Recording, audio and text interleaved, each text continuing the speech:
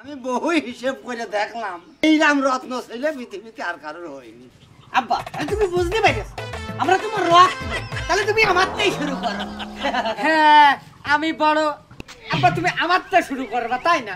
আচ্ছা আমি ভাই আমি বলবো আব্বা কি করতে চাই না শুনে আগে শুরু করো। আরে পাগল, আব্বা যে ডেকেছে নে আমি বুঝেছি, তাহলে আমাদের দেও আগে, তারপরে আগে আমার দেখতে শুরু করো। বুঝতে পারছি এই যে বাড়ি এত মহিলা এত রান্না বান্না আব্বা তাই নাকি?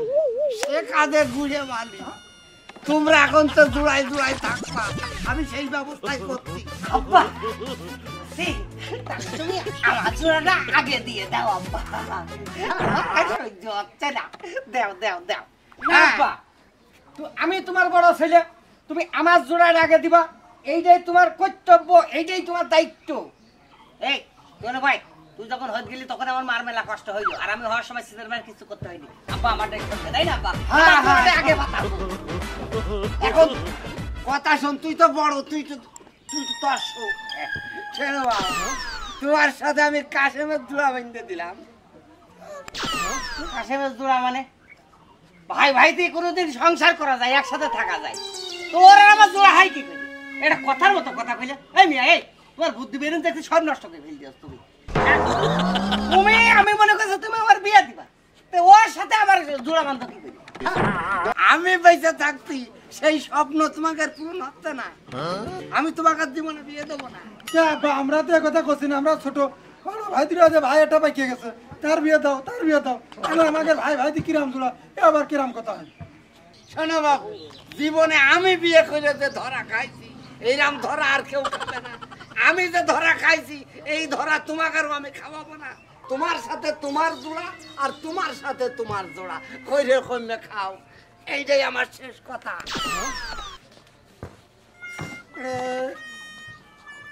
এই কি বিচার হইলো? হ্যাঁ বিচার হবে?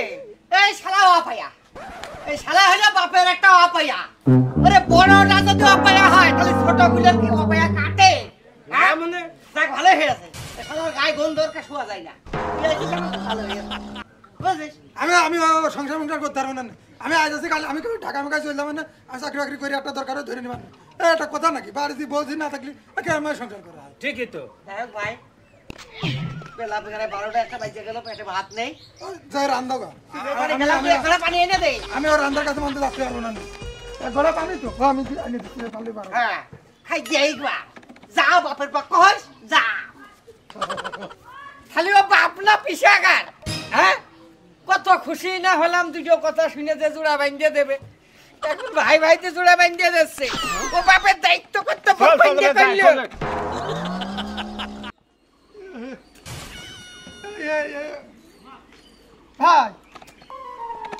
কি হয় নাকি মেয়ে মানুষের কাছে আমাকে দ্বারা আমাকে দ্বারা হয় না? হয় না? যা ঝাল তো নিয়ে যা। শান্তি কাজ আমি ভাবে থাকবোই না।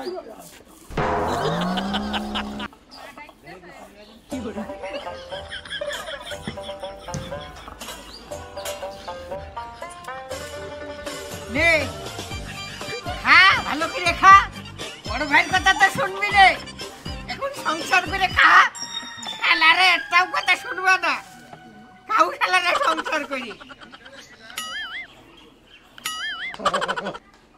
এই ভাই যখন বিলকিসের সাথে পাল ধরে আমি ধরা বলি তখন যদি বিয়েটা করতিস রে, এই যে পাটা ঘষে আমার খাই থেকো না, তুমি সারা খাওয়া পাই রে।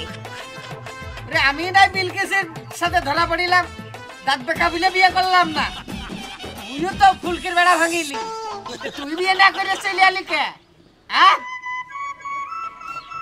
আমি কি এমনিতে বেড়া ভাঙিয়ে চলে আইছি রে? হ্যাঁ ফুলকি যে কি জিনিস রে, ফুলকি সারা বস্তা বন্ধা সব হাতে থাকে, ওই দেখে তো তুই বাপের হইলে করবা ডেকেছে কি?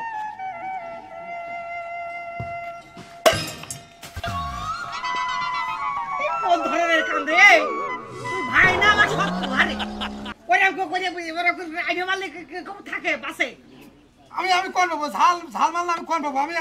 আমি সংসারের কাজ জানি, আমি একটা ছেলে আমি একটা শিক্ষিত মানুষ এতকাল কি করছে ঢাকা এসে পড়ালেখা করে এখন বাড়িতে কে না আমার দিয়ে সংসার করতে চাচ্ছ তা ভাই ভাই তুই আমি বাড়ির কাজ কি জানি আমি বাড়ির কাজ জানি আমার বন্ধু তুমি পড়ালেখা শিখেছো তোমার বাপ সেইরাম বাপ হ্যাঁ লেখাপড়া শিখে কোনো বাড়ার মাথা হবে না আর তোমার বেগুন আনতে কইছে তুমি এই বেগুন আনিয়েছ তোমাকে দুই ভাই দোষের জন্য আজকে আমাকে রে সাজা হ্যাঁ তোমাকে গুণ ক্ষমতা থাকলে আজকে আমাকে রে সাজা তোমরা সেই সময় তোমাকে আমাকে ভাবিকের মুখ দেখা যায় যদি দুই ভাই দুটো নিয়ে চলে যাও তা না যাইয়ে একজন দৌড় মারে এমন বেড়া ভাঙে একজন ছালা হাতে করে দৌড় মারে বিয়ে দেবে কি যত দোষ ওই শালা শালা নবা সত্য শালা দাড়ি কাটবে না শালার গার কাট শোয়া যায় শালা শালা একদিন গোল করে আর দুই সপ্তাহ গোল করে না শালা ঠিকঠাক মতো সাবানই মারে না শালা পিছর শালার জন্য এই হয়ে যাবে আর বাপের কি হয় মনে হচ্ছে ওই শালা নোড়াতে একেবারে শালার একটা শালা এই দাড়ি কমা সেমিকোলন যে যে জায়গায় থাকে তার সেই জায়গায় দিয়ে কথা কবি হ্যাঁ কে দিচ্ছি আমাদের কাজ খুব খারাপ হ্যাঁ মাইজা ভাই তুমি তোমার মতো করে সংসার করো তো আমার দ্বারা এইভাবে হবে না আমি অঞ্জল পিয়ার কাছে চলে যাচ্ছি ওর অঞ্জল পিয়া যে বাড়ার কাছেই তুমি যাও না এই পাহাড়ের বাড়ি তো তোমার আসতেই হবে একদিন ও শালা শান্তিশীলা বান্দির বাচ্চা জীবনে তোদের বানিয়ে দেবে না এই শালার যাতে তো শালা নুলা দিয়ে তারা কতবার পিসাকা রবিয়া ভাই করে এমনি নুলা দিয়ে পিছে আসছে এই শালা তুই কিসের দিয়ে আসছিস ভাই যা ওর বাইরে শোয়া দেবো তুই ভাই এর পয়সা সবাই দিয়ে কষ্ট দিয়ে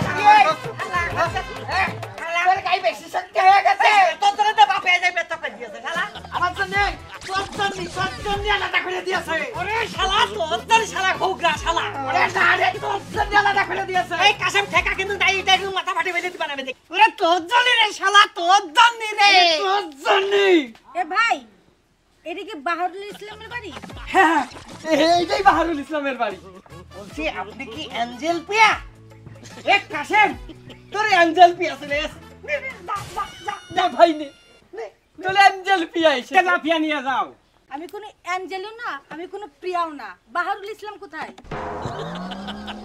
সে আছে তার আগে বলেন আপনি কিটা হ্যাঁ আপনি কে বাহারুল কোথায় তুমি যে দোষী হও বাহারুল ইসলাম তোমার কি হয় সে কথাটা আগে কও বাহারুল ইসলাম আমার বয়ফ্রেন্ড এই পরিষ্কার কইলো বাবা এবারে স্যার কি হলো ওমিয়া ভাই এই রে ও মাইজা ভাই তুই এর কাছে কে বয়ফ্রেন্ড মানে কি তোমরা জানো না মানে কি না কি রে ও বয়ফ্রেন্ড মানে সে কথা সে আব্বার প্রেমিকা কি হয়েছে আরে বুড়া তুমি করিয়াছ কি ওই তো কাটা খাইতে বেড়াছে আসলে মিলে কটা তামুক গুছিয়ে বসছে আরে এখন বুঝতে পারছি যে কোন জায়গা রে কার সালায় যায় ওইটাই ভাই কই যাই আছে তোমরা ঠেকাও এই দৃশ্য আমি আর সহ্য করতে পারছি না আমি খুঁজে পাচ্ছি না জানো হাই বাবা ইওর ফাদার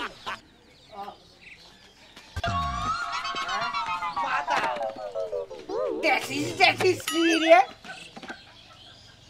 দ্যাট ইজ বোঝা না হ্যাঁ কইলা তোমাদের মাতা আমাদের মা নতুন মা হইয়াছে ওই ছিল বাটা ওই নতুন মা গাছ দাও বাবা থো ইউএসএন দুরা